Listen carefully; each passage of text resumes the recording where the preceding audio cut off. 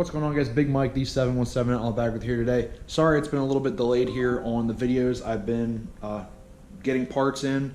Any of you that didn't catch the last episode, my battery crapped out on me and I had to order a new one. I was putting in some research to try and find the best battery for my buck because I've seen drag spec batteries. They're like $300 a piece. I wasn't spending that for a battery. So put a little bit of research into it. Ended up switching over from this lead acid Duralast battery, 180 cold crank amp. This battery weighs 10 pounds. It's very heavy. I didn't realize how heavy it was till I went to pull it out of the bike. But we switched over to this Firepower Featherweight. Picked this up from motorsport.com, about 120 bucks. 240 cold cranking amp, lithium battery. Only weighs 1.5 pounds. I mean, you can tell I'm not struggling to pick that up. That thing's a brick. 10 pounds versus 1.5 pounds. I mean, how can you go wrong with that? We took 8.5 pounds off the bike with just the battery.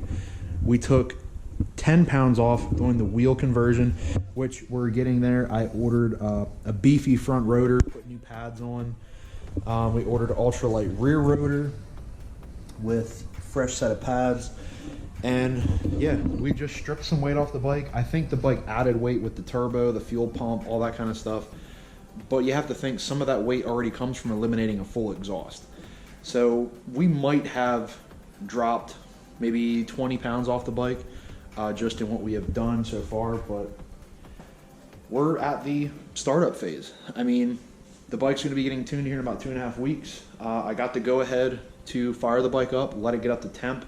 I cannot rev it just because I don't know what the air fuel ratios are.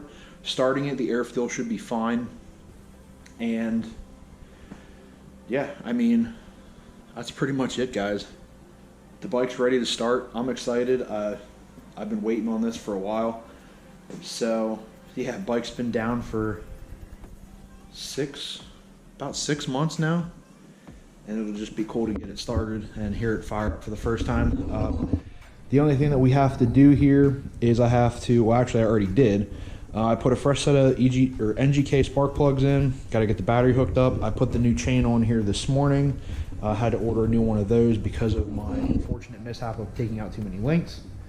But yeah, we're pretty much there. All right guys, let's get into this video. We got to get gas in this bike and she'll be ready to go.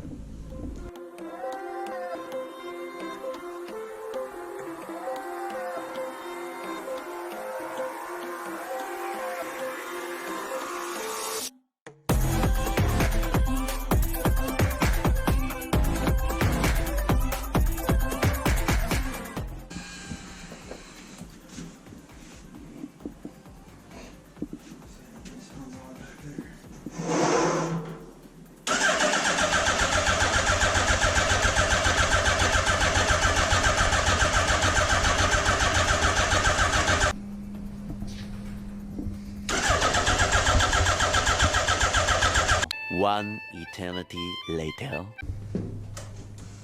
Dear God, please.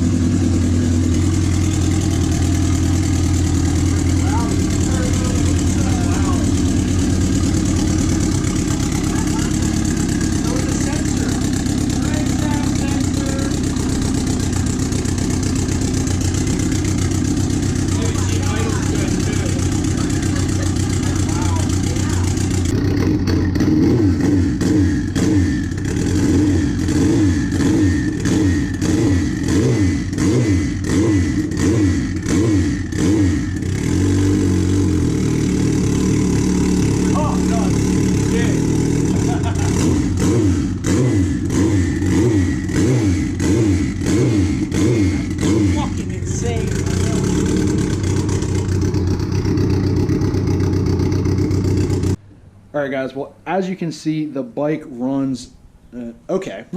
It needs tuned. I didn't want to rev it or put it on the two-step or anything like that. We have to get it tuned to make sure that the air fuel ratio is good. Overall, fires up, idles, runs by itself. I just revved a little bit. That was only like maybe a three grand rev. It wasn't anything crazy. Heard the turbo spool up. It sounds sick. definitely not a sleeper bike anymore. But the only issue that we ran into is the one block off plate. I got to get a gasket made for it because it's dripping just a little bit. Nothing crazy, nothing I'm too worried about. But go ahead and have my buddy Bachman Garage go ahead and do it. We were just working on his bike before mine. If any of you guys remember, this was the FZ8 that I did a review on about a year ago. We just put block off plates on it. He's going to work on getting it tuned up here soon. But check him out. He does a lot more, not necessarily street bike oriented builds, but more dirt. Quads. Off-road, trucks, quads. I do airsoft stuff now, a little bit here and there. So check me out if you're interested. Hell yeah, Bachman's Garage on YouTube. And just to see it too, he's got the sticker. I need to get a sticker like that on my bike because my bike ain't got shit. Possibly in the future I might be releasing some stickers to purchase. They're all going to be like that, but you have colors to pick from: yellow, pink, purple, blue, and red. Sweet. But hell yeah, guys, check him out. Again, Bachman's Garage on YouTube. Got to button up a couple more things, and the boost is pretty much ready to tune. I'll be firing it up a couple times here over the next week, up until our tuning window, just to make sure that all the fluids are good, make sure that nothing doesn't sound out of whack. In case it does, I can get in contact with Jason out at Carnes and kind of walk through everything and make sure everything is good. But yeah, our tune day is set, and she's ready to go, guys. I'm excited.